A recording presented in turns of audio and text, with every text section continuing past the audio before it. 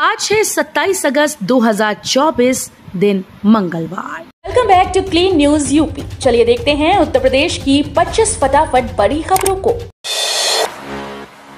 अब सूबेदारगंज से चलेगी प्रयागराज एक्सप्रेस, जंक्शन होगा पराया, प्रयागराज जंक्शन हुआ पराया।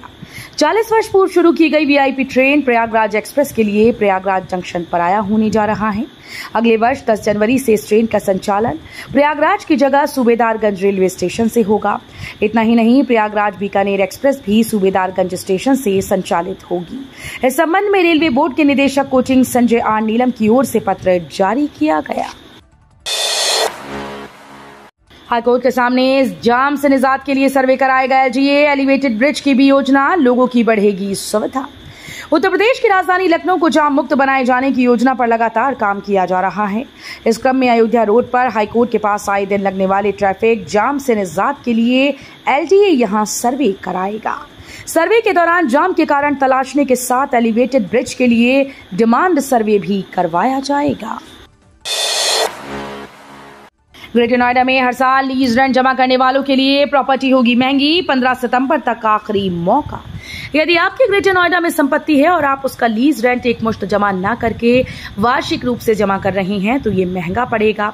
हर 10 साल में 50% लीज रेंट बढ़ जाएगी, जिससे संपत्ति खरीदना महंगा होगा।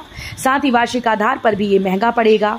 वहीं एक बार में इसे देकर बार बार लीज रेंट जमा करने से पीछा छुड़ाना चाहते हैं तो 15 सितंबर तक आपके पास गोल्डन टाइम है। कक्षा 9 और 11 में पंजीकरण की तिथि में बदलाव हुई 10 सितंबर। यूपी बोर्ड ने कक्षा 9 और कक्षा 11 में ऑनलाइन पंजीकरण की तिथि में बदलाव किया। अब ये 10 सितंबर कर दी गई, पहले 25 अगस्त थी। इसी के साथ पंजीकरण शुल्क जमा और विद्यार्थियों के शैक्षिक विवरण 10 सितंबर तक अपलोड किए जाएंगे। डीआईओएस सर्वदानंद ने बताया कि शैक्षिक सत्र 2024-25 में 11 से 13 सितंबर तक विद्यार्थी का नाम, माता पिता का नाम, जन्मतिथि, विषय, फोटो आदि की जांच होगी। खैर में मुख्यमंत्री की जनसभा 28 अगस्त को, तैयारियां तेज, सजने लगा मंच। अलीगढ़ में कस्बा खैर के गुरुकुल पब्लिक स्कूल के मैदान में 28 अगस्त को मुख्यमंत्री योगी आदित्यनाथ की प्रस्तावित जनसभा की तैयारियां जोर पकड़ गईं। मंच, गैलरी सजाने से लेकर अन्य तैयारियों को अंतिम रूप दिया जा रहा है। बारिश की संभावना को देखते हुए वाटरप्रूफ टेंट लगाया जा रहा है। हालांकि अभी शासन स्तर से मुख्यमंत्री का मिनट टू मिनट कार्यक्रम जारी नहीं किया गया। मेडिकल में इमरजेंसी सेवा ठप, जूनियर डॉक्टर अघोषित हड़ताल पर, हताश होकर लौट रहे मरीज। एएमयू के जेएन मेडिकल कॉलेज में 25 अगस्त को तीमारदार और जूनियर डॉक्टर के बीच विवाद होने के बाद से जूनियर डॉक्टर्स ने मरीजों को देखना बंद कर दिया। 26 अगस्त को जेएन मेडिकल कॉलेज की इमरजेंसी सेवा ठप रही। बताया जा रहा है कि जूनियर डॉक्टर की अघोषित हड़ताल से 2 दिन में 1,500 मरीज वापस लौट गए। जूनियर डॉक्टर की अघोषित हड़ताल से बेखबर दूर दराज से आए मरीज और तीमारदारों को इमरजेंसी सेवा ठप होने से निराशा हुई। 69,000 शिक्षक भर्ती। 69,000 शिक्षक भर्ती में आरक्षित वर्ग के अभ्यर्थी लगातार धरने पर बैठे हैं। अभ्यर्थियों की मांग है कि प्रदेश सरकार इलाहाबाद हाईकोर्ट के लखनऊ खंडपीठ के आदेश का पालन करे, जिसके तहत सरकार को भर्ती की नई चयन सूची जारी करनी है। अभ्यर्थियों का कहना है कि अधिकारियों के ढीले रवैये के चलते अभी तक चयन सूची जारी नहीं की गई। हज यात्रा में इस बार एक ही जगह रुकेंगे कानपुर समेत यूपी के हाजी। वर्ष 2025 हज की तैयारियां शुरू हो गई। फॉर्म मोबाइल ऐप या ऑनलाइन भरे जा सकते हैं। पहली बार कानपुर समेत यूपी से जाने वाले जायरीन को सऊदी में एक ही स्थान पर रुकवाने की कोशिश की जा रही है। अभी तक यूपी से जाने वाले जायरीन हज के दौरान अलग अलग स्थानों पर रुकवाए जाते थे। हज के लिए ऑनलाइन फॉर्म 9 सितंबर तक जमा किए जा सकते हैं। यूपी में होगी बंपर भर्ती, 20,000 पदों के लिए मंजूरी। उत्तर प्रदेश में नौकरी की खोज कर रहे उम्मीदवारों के लिए शानदार खबर है। यूपी में नौकरियों का पिटारा खुल गया। जानकारी के अनुसार राज्य में 20,000 पदों पर भर्ती की जाएगी। हालांकि ये भर्ती संविदा पर होगी। सरकार ने प्रदेश में संविदा पर एजुकेटर और परिचालक के कुल 20,000 पदों पर भर्ती करने का निर्णय लिया है। मिली जानकारी के अनुसार रोडवेज संविदा पर 10,000 बस कंडक्टर्स की नियुक्ति करेगा। वहीं 75 जिलों में को लोकेटेड आंगनबाड़ी केंद्र से युक्त 10,684 विद्यालयों में एक ECCE एजुकेटर की संविदा पर नियुक्ति की जाएगी। यूपी पावर कॉर्पोरेशन का कारोबारी नजरिया, जहां से अधिक कमाई वहां देगा भरपूर बिजली।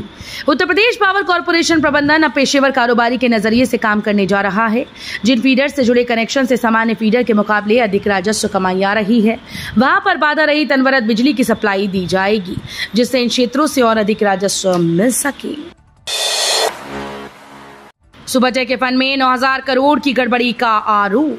सुपरटेक लिमिटेड की विभिन्न परियोजनाओं में फंसे हजारों घर खरीदारों के प्रतिनिधियों ने आर्थिक अपराध शाखा के विशेष आयुक्त शरद अग्रवाल से पुलिस मुख्यालय में मुलाकात कर करीब 9,000 करोड़ रुपए के फंड में गड़बड़ी की आशंका व्यक्त करते हुए न्याय की गुहार लगाई। प्रतिनिधियों ने बताया कि दिल्ली एनसीआर में सुपरटेक लिमिटेड के हजारों लोग पिछले 10 सालों से अपने फ्लैट का इंतजार कर रहे हैं। वाराणसी से होकर चल सकती है बुलेट ट्रेन। 2025 तक रेल रूट का सर्वे 2 फेज में होगा काम। दिल्ली से हावड़ा के बीच बुलेट ट्रेन वाराणसी से होकर चलाई जा सकती है। 2029 तक योजना को मूर्त रूप दिया जा सकता है। इसके लिए 2025 तक रेल रूट के सर्वे का काम पूर्ण होगा। जमीन अधिग्रहण किया जाएगा, वहीं 2 फेज में काम कराया जाएगा। बुलेट ट्रेन से लोग बहुत कम समय में वाराणसी से दिल्ली और हावड़ा पहुंच जाएंगे। National high speed rail corporation limited की ओर से हाई स्पीड रेल लाइन बिछाई जाने की प्रक्रिया चल रही है। कई दिनों की गिरावट के बाद स्थिर हुआ गंगा का जलस्तर, हो रही निगरानी। पिछले 4 दिनों की गिरावट के बाद गंगा का जलस्तर सोमवार को स्थिर हो गया। केंद्रीय जल आयोग के अनुसार सोमवार की सुबह जलस्तर स्थिर रहा। जलस्तर 66.43 मीटर रिकॉर्ड किया गया। प्रशासन और एनडीआरएफ की टीम गंगा के जलस्तर की निगरानी कर रही है। पिछले सप्ताह बुधवार से गंगा के जलस्तर में गिरावट हो रही थी। 2 से 3 सेंटीमीटर प्रति घंटा की रफ्तार से गंगा का जलस्तर घट रहा था। राम मंदिर के पुजारियों को मिला बड़ा तोहफा, 10% बड़ी सैलरी। रामलला की प्राण प्रतिष्ठा के 7 माह बाद ही उनके पुजारियों और सेवादारों को बड़ा तोहफा मिला। हालांकि मंदिर निर्माण शुरू होने के बाद से उनको मिली ये तीसरी बड़ी सौगात है। राम मंदिर के मुख्य पुजारी, सहायक पुजारी, सेवादारों और कर्मचारियों के वेतन अब 10% तक बढ़ा दिए गए। आदि विश्वेश्वर के 100 से अधिक विग्रहों की बनी सूची। पहली बार विश्वनाथ धाम के सभी विग्रहों का एक साथ होगा अभिषेक। काशी विश्वनाथ धाम में स्थापित सभी विग्रहों का एक साथ रुद्राभिषेक होगा। सितंबर माह की शिवरात्रि पर 101 अर्चक एक साथ रुद्र सूक्त के मंत्रों का पाठ करेंगे और 200 से अधिक यजमान 100 से अधिक विग्रहों का अभिषेक करेंगे। आयोजन की तैयारी शुरू हो गई है। महाराष्ट्र की संस्था माहेश्वर मंडल के सदस्य यजमान की भूमिका में होंगे। 31 अगस्त को 200 भक्तों का दल काशी आएगा। गाजियाबाद से लोनी जाने को होगी सीधे कनेक्टिविटी। नॉर्दर्न पेरिफेरल रोड से जुड़ेगा मधुबन बापू धाम। दिल्ली मेरठ रोड पर नॉर्दर्न पेरिफेरल रोड का अलाइनमेंट बदला गया है। अब फ्लाईओवर या अंडरपास नहीं बनाया जाएगा। एनपीआर को सड़क पर ही चौराहा और यू टर्न बनाकर मधुबन बापू धाम से जोड़ा जाएगा। इसके बनने से लोनी जाने वाले लोगों को सीधी कनेक्टिविटी मिलेगी। गाजियाबाद विकास प्राधिकरण गाजियाबाद से लोनी को सीधे जोड़ने के लिए कुल 20 किलोमीटर लंबी नॉर्दर्न पेरिफेरल रोड बना रहा है। बचेंगे तो कटेंगे, एक रहेंगे तो नेक रहेंगे। श्री कृष्ण जन्माष्टमी पर बांग्लादेश जैसी स्थिति और हिंदू एकता पर दिया बयान। उत्तर प्रदेश के सीएम योगी आदित्यनाथ ने हिंदू एकता पर बड़ा बयान दिया। उन्होंने कहा कि अगर हम बचेंगे तो कटेंगे। इस बयान के जरिए उन्होंने हिंदुओं को एक होने की अपील की। इस क्रम में उन्होंने बांग्लादेश का उदाहरण दिया। सीएम योगी ने कहा कि बांग्लादेश में हिंदुओं पर हो रहे अत्याचार के प्रति भारत के हिंदुओं को चेतने की जरूरत है। सीएम योगी आदित्यनाथ ने आगरा में आयोजित कार्यक्रम में साफ कहा कि हम बटेंगे तो कटेंगे, हमें एक रहना होगा, हम एक रहेंगे तो नेक रहेंगे। योगी के बचेंगे तो कटेंगे बयान पर भड़के अखिलेश, बोले भय फैलाना जिम्मेदार लोगों का काम नहीं। यूपी के मुख्यमंत्री योगी आदित्यनाथ के बचेंगे तो कटेंगे वाले बयान पर समाजवादी पार्टी के अध्यक्ष अखिलेश यादव ने कड़ी प्रतिक्रिया दी।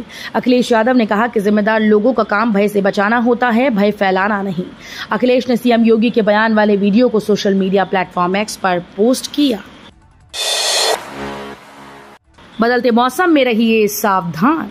सोनांचल में बीते कुछ दिनों से मौसम में उतार चढ़ाव होने लगा है। बदलते मौसम में सांस संबंधी समस्याएं बढ़ रही हैं। बीते कुछ दिनों से इस तरह के मरीजों की संख्या में इजाफा हुआ। जिला अस्पताल में बीते 48 घंटे में 4 सांस रोगियों की मौत हुई। सीएचसी पीएचसी के साथ ही ग्रामीण इलाकों में भी तरह तरह के मरीज पहुंच रहे हैं। अनपरा, शक्तिनगर, बीजपुर, रेणुकूट, चोपन, डाला के इलाके सर्वाधिक प्रदूषण के लिए जाने जाते हैं। मेरे संन्यास लेने का सवाल ही नहीं पैदा होता। बसपा में बदलाव की अटकलों पर मायावती की दो टूक। लोकसभा चुनाव के बाद उत्तर प्रदेश की 10 विधानसभा सीटों पर उपचुनाव होना है। इसको लेकर सभी राजनीतिक दल अपनी अपनी तैयारियों में जुट गए। इस बार बहुजन समाज पार्टी ने भी उपचुनाव लड़ने का ऐलान कर दिया। इस बीच चर्चा चल रही थी कि जल्द ही बसपा में बड़ा बदलाव हो सकता है। 27 अगस्त को होने वाली बैठक में किसी नए चेहरे को पार्टी की कमान मिल सकती है। वृद्धा विधवा और दिव्यांग पेंशन धारकों को नहीं मिलेंगे पैसे, 32,000 लाभार्थियों ने कर दी गलती। शासन के निर्देश पर वृद्धा विधवा और दिव्यांग पेंशन धारकों को आधार फंडिंग कराने के लिए शासन की ओर से निर्देश जारी किया गया। हालांकि जिले में अब तक कुल करीब 32,000 लाभार्थियों ने आधार फीडिंग नहीं कराई। इसको लेकर विभाग की ओर से लगातार दिशा निर्देश जारी किया जा रहा है। इलाहाबाद हाईकोर्ट ने सेवानिवृत्त न्यायाधीशों को संबोधित करने में गलत प्रोटोकॉल पर लगाई फटकार, न्यायिक गरिमा के प्रति सम्मान पर दिया जोर। इलाहाबाद हाईकोर्ट में लवकुश तिवारी और 1486 अन्य द्वारा दायर एक याचिका पर सुनवाई के दौरान याचिकाकर्ताओं, जिनका प्रतिनिधित्व अधिवक्ता आदित्य प्रकाश वर्मा और शैलेश वर्मा कर रहे थे, ने उत्तर प्रदेश राज्य के खिलाफ राहत की मांग की थी। उत्तर प्रदेश राज्य का प्रतिनिधित्व मुख्य स्थायी अधिवक्ता द्वारा किया गया। ये मामला प्रशासनिक और प्रक्रियात्मक मुद्दों से संबंधित है। एसएजी साबरमती एक्सप्रेस के यात्रियों से जुटा रहा जानकारी, घटना के संबंध में अहम जानकारी देने की अपील।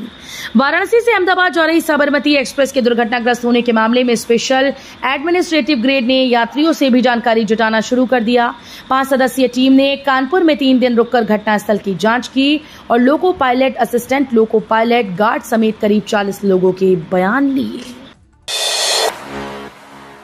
बीएचयू में दीवारों पर पोस्टर चस्पाकर नियुक्तियों पर उठाया सवाल, नियमों की अनदेखी का किया जिक्र। बीएचयू कैंपस में जगह जगह पोस्टर चस्पाकर विश्वविद्यालय और उससे संबद्ध कॉलेजेस में नियुक्तियों पर सवाल उठाया गया। सामाजिक विज्ञान संकाय, हिंदी भवन सहित कैंपस में कई जगहों पर लगे पोस्टर के माध्यम से शिक्षकों, कर्मचारियों की नियुक्ति में नियमों की अनदेखी का जिक्र करते हुए कुलपति, शिक्षा मंत्रालय से संज्ञान लेने की मांग की गई। जेएनयू ने मानी छात्रों की मांग, यूनिवर्सिटी में होगी जातिगत जनगणना। जेएनयू प्रशासन और उनके छात्र संघ के बीच चल रहा गतिरोध जल्द ही खत्म हो सकता है। दोनों पक्ष कई मांगों पर सहमति पर पहुंच गए। छात्र संघ पिछले 15 दिनों से कई मुद्दों पर भूख हड़ताल कर रहा था। यूनिवर्सिटी ने विरोध कर रहे छात्र संघ की 12 प्रमुख मांगों में से कम 6 को पूरा करने पर सहमति व्यक्त की है। तो ये थी आज की 25 फटाफट बड़ी खबरें। अगर आपको न्यूज पसंद आई हो तो वीडियो को लाइक और शेयर जरूर करें। धन्यवाद।